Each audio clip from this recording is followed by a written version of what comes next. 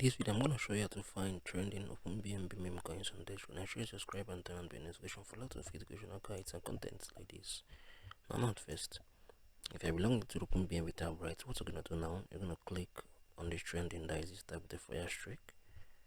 Let's say, okay, if I click on the top right now, okay, you can see if I click on this trending right now, the tab is open. So you can see the tokens are currently trending.